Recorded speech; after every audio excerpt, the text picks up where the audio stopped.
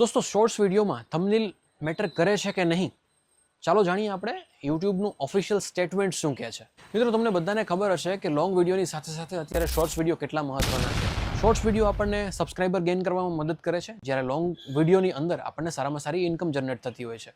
Long video જ્યારે આપણે મૂકીએ છીએ ત્યારે એની અંદર એક સ્પેસિફિક થંબનેલ ઉપર કામ કરતા હોઈએ છે. તો શું શોર્ટ્સ વિડીયોની અંદર પણ આપણે થંબનેલ મૂકવા જોઈએ કે નહીં? ઓફિશિયલ સ્ટેટમેન્ટ એવું કહે છે કે શોર્ટ્સ માટે કોઈ થંબનેલની રિક્વાયરમેન્ટ નથી, પણ જો તમે થંબનેલ એના માટે પ્રોપરલી બનાવો છો તો શું ફાયદો થશે? ઘણા લોકો બનાવતા હોય છે, ઘણા લોકો નથી બનાવતા.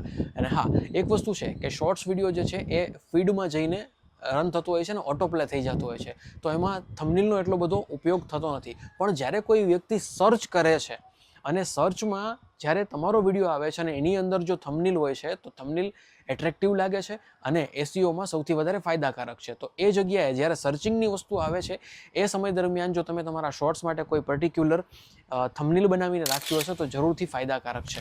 કસ્ટમ થંબનેલનો જ્યારે ઉપયોગ કરવામાં આવે છે ત્યારે તમારી ચેનલ જે છે એ ખૂબ જ પ્રોફેશનલ લાગે છે. મિત્રો, મારા ફાઇનલ વર્ડિક્ટની વાત કરું, જો યુટ્યુબની અંદર શોર્ટ્સ માટે થંબનેલ ભલે ઓપ્શનલ હોય પણ બેનિફિશિયલ જરૂર છે. આવા જ વિડીયો જોવા માટે ટેક માર્ગીને ફોલો કરી લેજો.